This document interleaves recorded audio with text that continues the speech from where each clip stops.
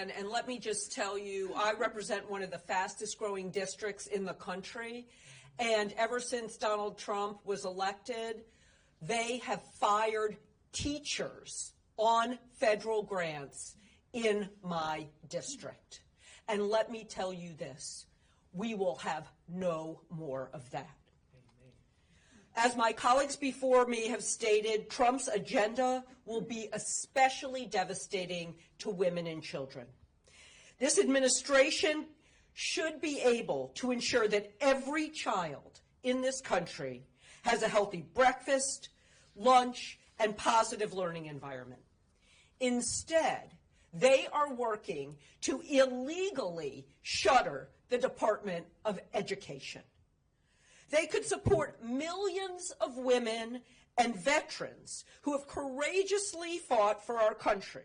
Instead, Trump and his congressional allies are trying to slash funding for veterans' health care at an extraordinary rate. North Carolina is one of the most military-friendly states in this district, in this country. And the amount of money that will be lost for people who have been exposed to toxic chemicals, burn pits, is an absolute sin. They could expand access to health insurance, but instead, Trump and his buddies in Congress are trying to cut funding for Medicaid, as you've heard, and the Children's Health Insurance Program. This threatens life-saving care for families and children. But I want to focus today on threats to child care.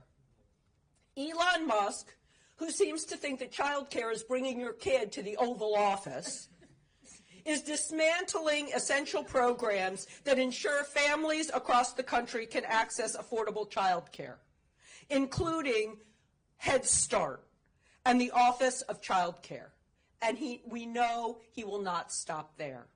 At the direction of an unelected billionaire, these offices have lost nearly 25% of their staff through DOGE mass firings.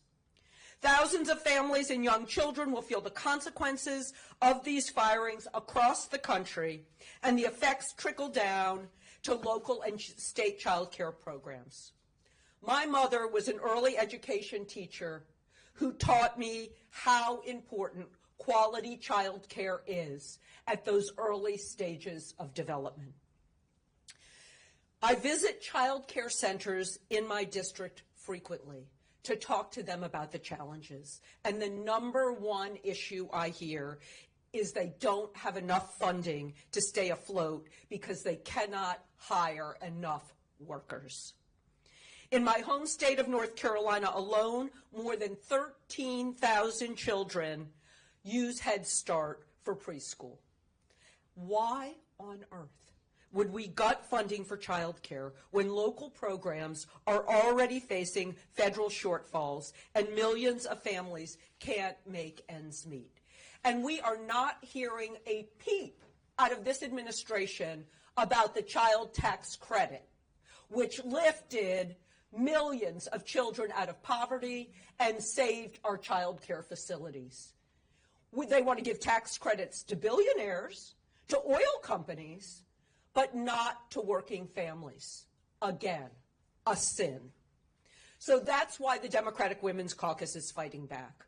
We've demanded answers from his administration about threats to child care, and we will not be silent while Trump and Musk try to destroy the lifelines that millions of women and families depend on. The women across this country are anxious about the future, but we're getting mad too. Yeah. And please know that the Democratic Women's Caucus will not back down. We will fight for you.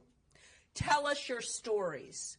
We will tell the American public on the floor of the House, with the media, in our communities. We aren't afraid to show up for town halls. We aren't afraid to look you in the eye. So now I will turn it back to our amazing Democratic Women's Caucus Chair, Teresa Leger Fernandez, to close us out.